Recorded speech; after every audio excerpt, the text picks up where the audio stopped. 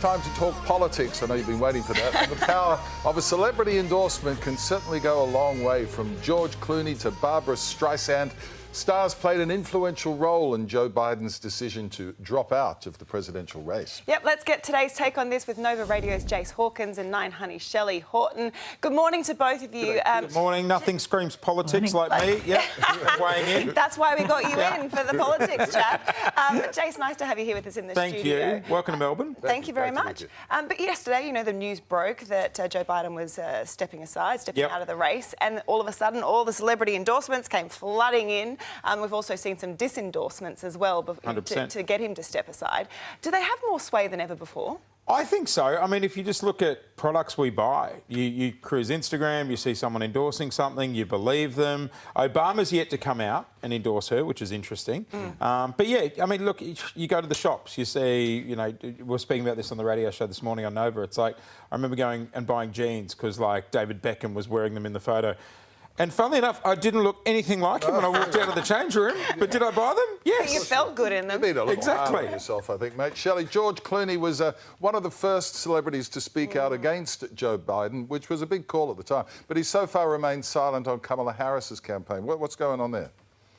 Hey, Dickie, it's only been 24 hours. Let's give George a chance. Okay. But you know what? I think with the ascension of Kamala to the presidential spot, it's going to be female celebrities that we're going to be relying on. So we've already had like Jamie Lee Curtis and Ariana Grande and Katy Perry all coming out in favour of Kamala.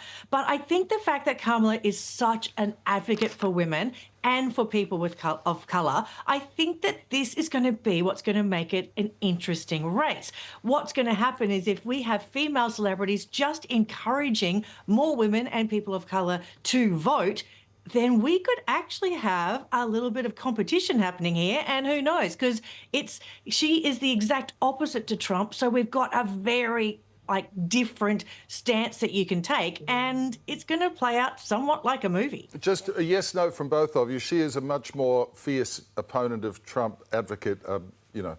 100%. She's going to be harder to beat than Joe would have. Joe's still climbing the stairs to get on Air Force One, Dickie.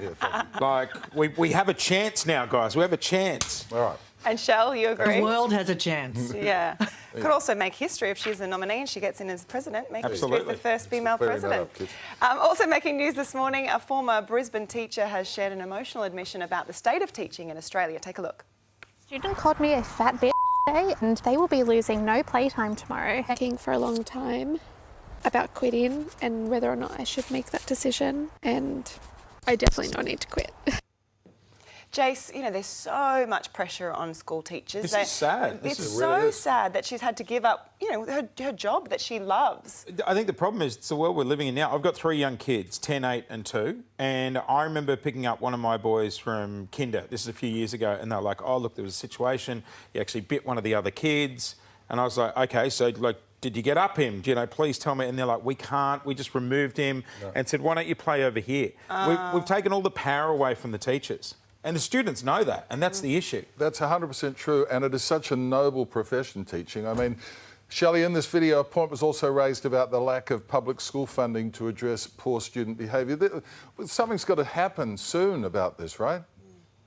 Absolutely. I mean, I have so much empathy for this teacher. We have been discussing how hard it is for teachers for years.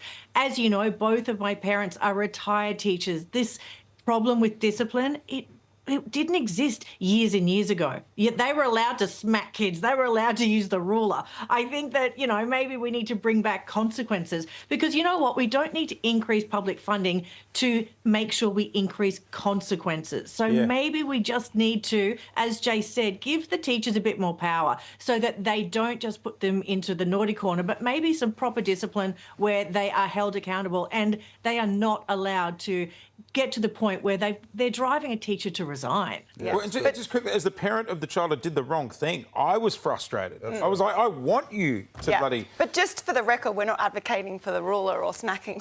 No, and I definitely didn't want to say back in my day because I'd sound like my dad. Shell, really? I got caned and strapped at boarding school. That does not surprise me one bit. I turned out all right. I deserved every smack that I got, let me tell you.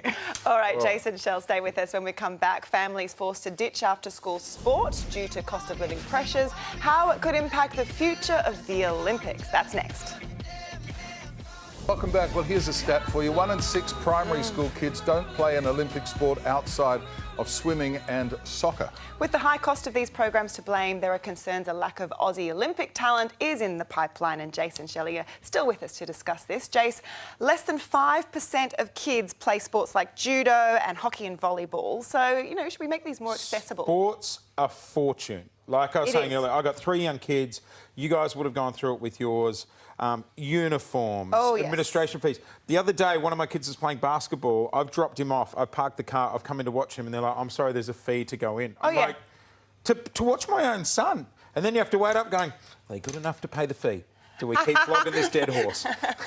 Do we pay the money to get in? Is Dad going to wait in the car? I'll just wait for you in the car, buddy. Yeah. You come out when you're done. Yeah. Well, I'm just looking at that was 1 in 6 doesn't, which means that 5 and 6 do. So, there are still plenty of people playing sport. But Shelley, should we be worried about our future gold medal hopes? Because people aren't doing those sort of discus and javelin and arch. Well, archery's hard to do in the backyard. Fencing.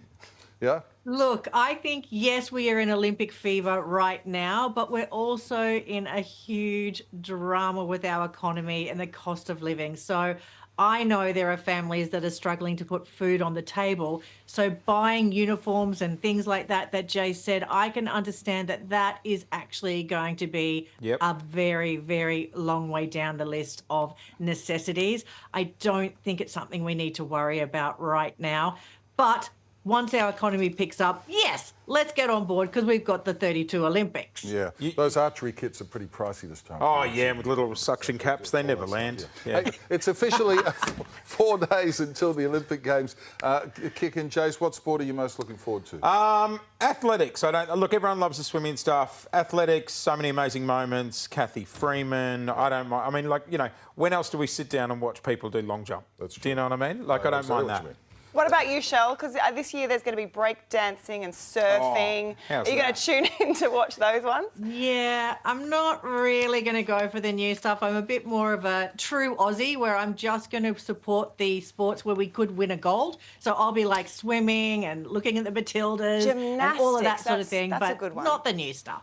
In fact, just on breakdancing, from Weekend today, our own Clint Stanaway, who works with us on Nova Breakfast. I don't know if you guys have seen this, but he's over in Paris. He gave the breakdancing a go. I think we've got some footage. Do we have it? Look at him go. Is this AI? Absolutely not, Belinda. How dare you question an AI? That's so good. That's Clint over in Paris at the moment. Is that official? I thought breakdance was when you're spinning around on your head. I don't know. It's just some dancing. Yeah. It's kind of any dancing. Not get picky, Dickie. Yeah. I don't know. I think, Dickie, I need to shave my eyeballs after seeing that. I'll never look at Clint the same way. He's got some moves. Hey, thank you two so much for coming in. Anytime. Enjoy the Olympics, all here on Channel 9, of course. It's going to be absolutely wonderful. The countdown is on.